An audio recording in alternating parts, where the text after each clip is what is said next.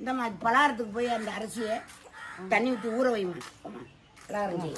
சரி, இப்போ வந்து சீப்பு பண்ணியாக சுட போகிறோம். அந்த அரிசியை கழுவி மிஷினில் அரைச்சிக்கிட்டு வந்து வறுத்து அதுக்கு பின்னால் நாங்கள் எல்லாம் காட்டுவோம். வறுத்ததுக்கு பின்னால் தான் சீப்பு பண்ணியுமே செய்ய முடியும். செய்வோம், பார்த்துக்கோங்க.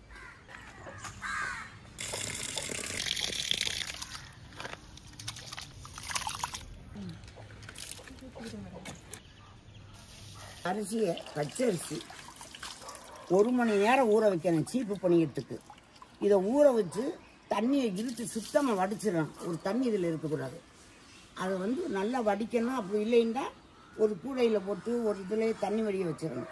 தண்ணி வடிய வச்சு பாய் விரிச்சோ துணியை விரிச்சோ வீட்டில் தான் ஃபேன் போட்டு நிலக்காய்ச்சலில் காய வைக்கணும். இந்த அரிசியை நிழல் காய்ச்சலில் காய வச்சுட்டு காய வச்சு இப்படி கிண்டி கிண்டி விட்டால் நிழல் காய்ச்சலில் கிண்ண 1 ஹவரில் கூட காய்ச்சிரும். 1 ஹவர் 1.5 ஹவரில் காய்ச்சிரும். அதை எடுத்துகிட்டு போய் மிஷினில் அரைச்சிக்கிட்டு வந்து வறுக்கணும். இன்னைக்கு அரைச்சி இது வறுக்கிற நாள். சீப்பு பணியம் செய்கிறது நாளைக்கு தான். இன்னைக்கு மாவு வறுத்து முடிச்சு மாவை இன்னைக்கு வந்து ரெடி பண்ணுறோம். ஏன்னா அது அலசி காய வச்சு அரைச்சிட்டு வந்து வறுக்கணும். அதுக்கே ஒரு நாள் ஆயிரும். அதனால நாளைக்கு காலையில் வந்து அது செய்யப்படும். சூப்பராக அதே காயும். இந்த மாதிரி கிண்டுவோம். அந்த காலத்தில் அவிச்ச நெல்லை இப்படி கிண்டி காய வச்சு பதம் பார்த்து 2 தரம் காய வைக்கணும். 3 தரம் காலையில் அதை இது பண்ணணும். பதம் பார்த்துட்டு அரிசி ஒரு நாள் இருந்தால் கையில் இப்படி கசக்கும். இப்படி கசக்கும் போது பொருங்காது. அப்போத்தான் நல்ல பதம். உடனே மிஷினில் அரைச்சா கொஞ்சம் தான் குருணா வரும். விவசாயம் பண்ணுவேன், களை எடுப்பேன். ஆள் வச்சு விவசாயம் பண்ணுவேன். ஆனால் நான் போய் களை எடுத்துட்டு கொஞ்சம் நேரம் இது பண்ணிட்டு இது போட்டு வருவேன். மருந்துலாம் போட்டு யூரியா போட்டு வருவோம். போட்டு வீட்டுக்கு வந்துடுவேன். விவசாயம் நான் வந்து 3 வயல் எங்கள் அக்கா விட்டுருந்தாங்க. அதில் பண்ணினேன். உதயகுடியில் நிறைய நெல்லாம் வரும். அப்புறம் போய் மிஷினில் அரைச்சிக்கிட்டு வந்து சொலவுல புடைச்சி கல்லை நேம்பி மறுபடியும் அரைச்சி உழ வச்சு அரிசி போட்டு மறுபடியும் அரைச்சி என்ன கஷ்டம் அந்த சோத்தை திங்கன்னு. அப்போ கூட அடியில் 2 கல் இருக்கும். ரொம்ப கஷ்டம். அந்த கல் இருக்கும். அதுக்கு வேற திட்டுவாங்க மாமியா மாதிரி. கல்லை வச்சுட்டாலே புருஷங்களுக்கு போயிட்டு அடைச்சிக்கிடுவேன் மயனுக்கு அப்படின்னு மாமியா மாதிரி திட்டுவாங்க. அதையும் கேட்டுக்கணும். இப்படிலாம் இருக்கும். கல் எப்படி அரைக்காம போட்டா இவ. அதாவது இந்த அரிசியை இப்படி பிடிக்கணும். ஈரரிசியா பிடிச்சி பாருங்க. இப்படி பாருங்க, நீட்டுங்க பாருங்க, நிற்கிது. அது நிற்கக்கூடாது. அதுவா உதிர்ந்துடணும். அப்போ அள்ளி எடுத்துக்கிட்டு போய் மிஷின் அரைச்சிக்கிட்டு வந்து வறுக்கணும். இப்போ கையில் அரிசியை பிடிக்கிறோம். அது இதுவாகல உதிருது. இப்போ காஞ்சிருச்சு. நம்ம கொண்டு போய் அரைச்சிட்டு வந்துடலாம்.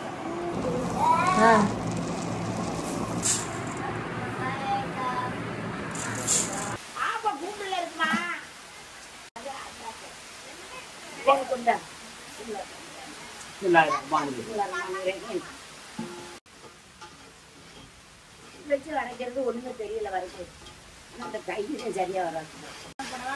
போடு போடு துணி போடு. கரெக்டி அதை கட்டி கரைக்கிட்டேன். துணி போட்டு இன்னைக்கு பார்த்து பேப்பர்ல ஏப்ரல் ஃபுல்லா மழை இருக்குன்னு சொன்னாங்க.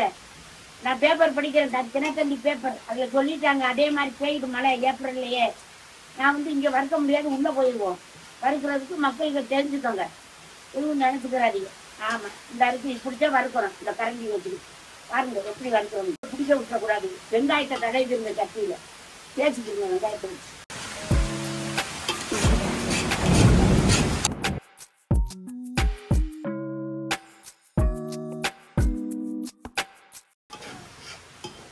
வறுத்துச்சா மாமி? வறுத்து பார்க்குது.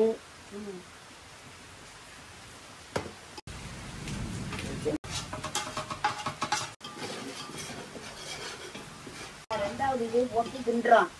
இது நான் இப்ப காட்டுறேன். ஒரு மாவு பொட்டியாச்சு பாருங்க. இந்த பாருங்க இவ்வளவுதான் வந்திருக்கு. பொட்டி இது நல்லா வறுத்தாச்சு. இந்த பக்குவத்துக்கு வறுக்கணும். ஏன்னா அந்த பக்குவம் வரவும் நம்ம வந்து எடுத்துடணும். அதுக்கு மேல வச்சா மாவு கருகி போயிடும். அந்த இது நல்லா இருக்காது. அந்த காலத்துல என்ன சின்ன வயசுல கப்பலுக்கு போயிட்டாங்க எங்க வீட்டுக்காரவங்க. அப்ப என் மாமியார் 5 கோடி அரிசி எடுத்து வச்சுட்டு பச்சரிசியை போவாங்க. இதை ஊற வச்சு நீ இடிச்சு சளிச்சு வறுத்து வைக்கணும் அப்படின்னு கம்பீரமா போயிடுவாங்க. நீ கம்பீரமா இடின்னு சொல்லிட்டு. அப்புறம் வந்து எங்க குழந்தைங்க எல்லாம் பள்ளிக்கூடம் போயிட்டு வருவாங்க. 4 பேர் 4 பேருக்கு 3 பேருக்கு சாப்பாடு செஞ்சு வச்சு கொடுத்துருவேன் மதியத்துக்கு. அதையும் கொடுத்துக்கிட்டு இதையும் தன்னால வறுப்பேன், தன்னால சலிப்பேன், தன்னால இடிப்பேன். அப்ப பாருங்க எப்படின்னு. அந்த காலத்துல அவ்வளவு கஷ்டம், இப்ப பாருங்க ஈஸி, ரொம்ப ஈஸி.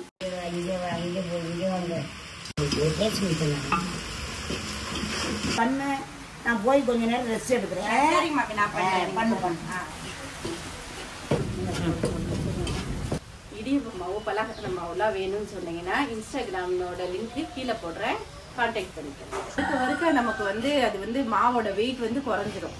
அப்படி காத்துல பிறகு மாதிரி இது மாதிரி ஆயிடும், மணல் மாதிரி. 3வது இடி வறுத்துட்டு இருக்கோம், வறுத்து முடிக்க போறோம் இன்னும் கொஞ்ச நேரத்துல. ஏன்னா இது 5 கிலோ மாவு, ஏன்னா வறுக்கிறதுக்கு 1.5 மணி நேரம் ஆகும். இதை 5 கிலோ மாவை வறுத்தாச்சு. இதை மூடக்கூடாது, ஏன்னா வேர்வை தண்ணி வரைஞ்சிச்சுன்னா அந்த மாவு நல்லா இருக்காது. அதனால கொஞ்ச நேரம் காத்தாட வைக்கணும். மாவை சலிக்க போறோம்.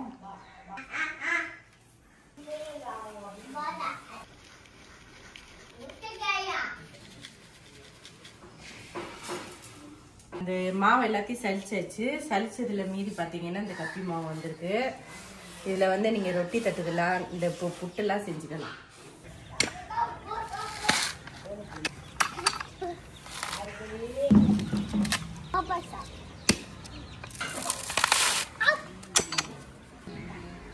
பதினோரு தேங்காய் எடுத்து வச்சிருக்கோம். இப்போ இந்த 11 தேங்காய் உடைச்சு பால் எடுக்க போறோம்.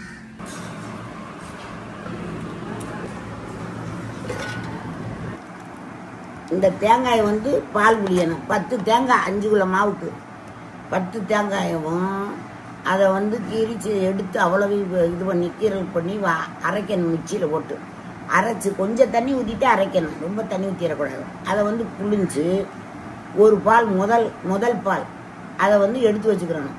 அதைத்தான் அந்த மாவில் செலுத்திடணும், அம்புட்டு பாலையும். அப்புறம் 2வது பால் எடுத்து அதை தொட்டு தொட்டு பத்தலைட்டா பிணையணும். மாவில் பிணையும் போது அதை செலுத்துவோம். இப்போ 5 ஸ்பூன் சோம்பு எடுத்திருக்கோம், அதை அரைக்க போறேன்.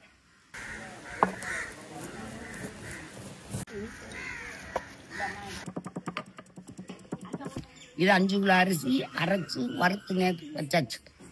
இப்போ நாங்கள் இன்னைக்கு செய்கிறோம் பணியம், சீப்பு பணியம் செய்ய போகிறோம். நல்லா பார்த்துக்குங்க.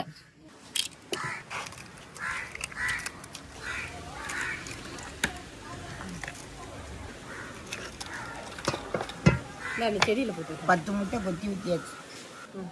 இது 1 கிலோ மாவுக்கு 1 கிளாஸில் காட்டுறேன் பார்த்துக்கோங்க. 200 மில்லி. 2 3 4 5 1 கிலோ மாவுக்கு 1 ஆளாக்கு போடுங்க, 2 முட்டை போடுங்க. தேவையான அளவு உப்பு சேர்க்கணும். இந்த பாருங்க உப்பு தண்ணி கரைச்சி வச்சிருக்கிறேன். இதுல உப்பு கல்ல போட்டு கரைச்சி வச்சுட்டு கல் உப்பு போட்டா நல்லா இருக்கும், சுருக்குன்னு இருக்கும். பனியாரம் கல் உப்பு போட்டீங்கன்னா சோம்புத்தூளை போடுறேன். இப்போ எல்லாத்தையும் சேர்த்து நல்லா கடையணும். ஆனால் மிக்சியில் கூட அடிக்கலாம்.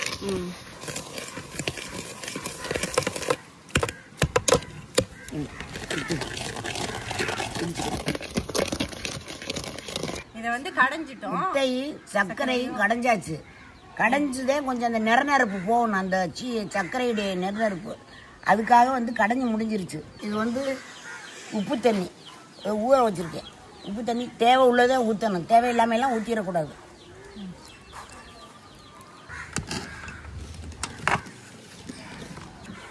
கொஞ்சம் வச்சிருக்கீங்க, அது போடலையே, போட்டுருவோமா? அது 5 கிலோ இல்லை போட்டுருங்க. 5 கிலோன்னு சொல்கிறேன், இவ்வளோ கம்மியாக இருக்கு. அது குறைஞ்சிரும். ஒன்றாவே போட்டு அதே நல்லது. இதில் அப்புறம் அள்ளி போட்டுக்கிறோம். இந்த பள்ளமாக்கிக்கிட்டு இந்த இடத்த 1 கிலோவாக இருந்தாலும் பள்ளமாக்கிக்கிட்டு ஊற்றுங்க. அதில் அப்படி ஊற்றிக்கிறோம். சக்கரை அப்புறம் கூறிடும். அது பெரட்டி வைப்போம்ல, நீ நைட்டு ஊற்று மாற்றுமா, கவலைப்பட. இப்போ ஊற்று பிணைய போகிறோம். பிஸ்மில்லாஹிர் ரஹ்மானிர் ரஹீம். பால் முதப்பால் ஊற்றுறோம். ஊற்றிடாது. தலைப்பால் முதப்பால் சலிமாவே ரொம்ப இதாக காமிச்சு. மூத்தம்மா சலிமா கேக்குதோ? சலிமா கேக்குது. நல்லா பாத்துக்கம்மா. நான் பிணைகிறேன். முதல் மகள் பிணையிலே நல்ல வாசம் அடிக்குது. பால் ஊற்றவா இந்த பக்கத்துல கொஞ்சம் வீடியோ பார்த்துக்கோங்க, ஊற்றுங்க. ஊற்று போதும் பார்த்துக்கணும். தண்ணியாக நல்லா இங்கே இருக்கு. இங்கே மாவு இருக்குது கிட்டியா, தோண்டணும். அதெல்லாம் சும்மா இல்லை. ஊற்று. போதுங்க. முடியலையா? இல்லை ஏன் முடியலை அதெல்லாம் நீ ரெஸ்ட் மாமா. இங்கிட்டு தோண்டணும் இரு அவங்க தோண்டணும் இது சும்மா இல்லை அது பாட்டுக்கு இருங்க நான் தோண்டு பாரு உள்ள இருக்கு மாவு பத்தியா எப்படி இருக்குண்டு அதான் தோன்றதுல இருங்க பெரிய லைட்டா சட்டியை வச்சு ஊற்றுறது ஊற்றிக்கிட்டு ஊற்றிடுது போதும் செலுத்திட்டோம் சூப்பர் செலுத்தியாச்சு எல்லாம் தோண்டி எல்லாம் கட்டியாக இருக்கணுமா செய்யணும் எல்லா பாலும் செலுத்திட்டா அப்படி இருக்கும் அந்த பணியாரம் சூப் பணியாரம் கண்டுபிடிச்சிக்கணும் எல்லாரும் கண்டுபிடி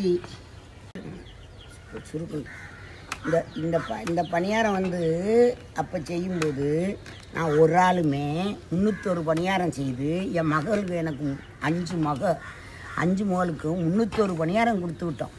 மறுவீட்டு பணியாரம் கல்யாணத்துக்கு லட்டு ஜிலேபி அதெல்லாம் கொடுத்துருவாங்க அவங்க அத்தா.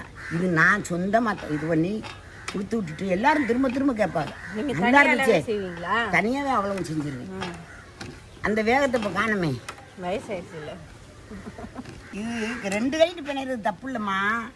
கால்ட்டு மிதிக்காம இருந்தா சரி மாவை காலில் மிதிச்சா போச்சு அதே தப்பு. இந்த பக்கத்தை இங்கிட்டு கொண்டு அதுலேருந்து மாவு வருது உள்ள இருக்கம்மா மாவு கொஞ்சம் இதில் பொருளையும் எடுத்து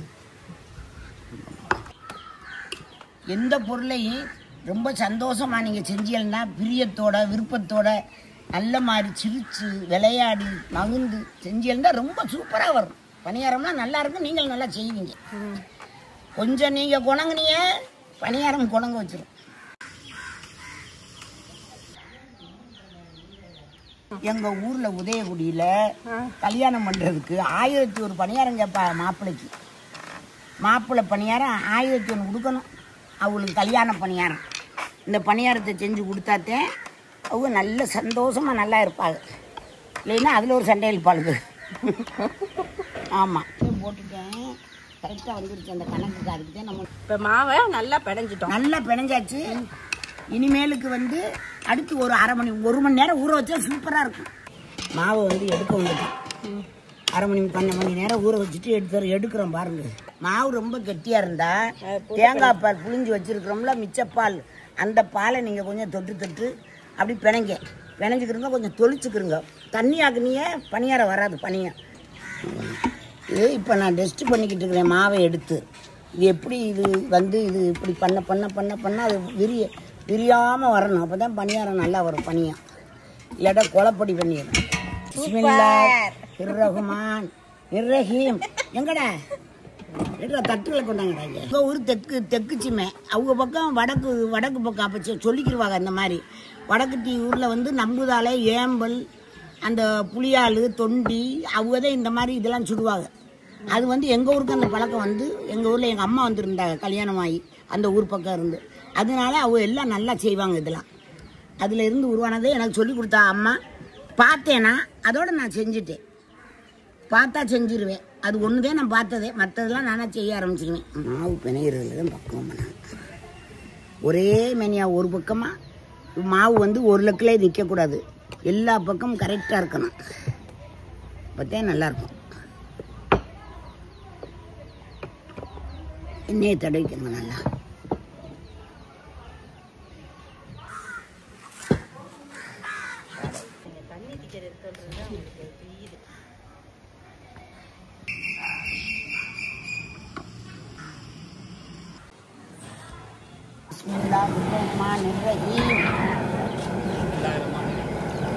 பற்ற வச்சு இந்த எண்ணெய் முறிய போட்டால் இந்த ஊரே மணக்கும்.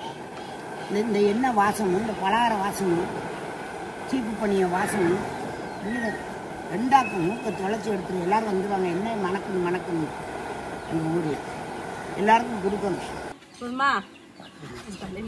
ரஹ்மான் ரஹீம்.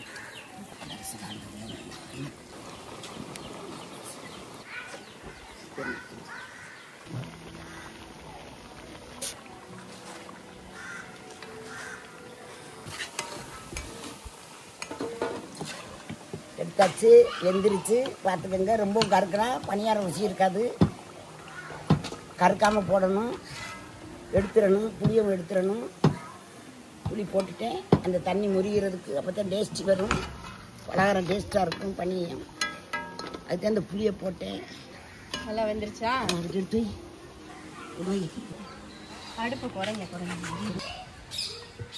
சைஸாக போடணும், பற்றியாவது உடையாம வரும்.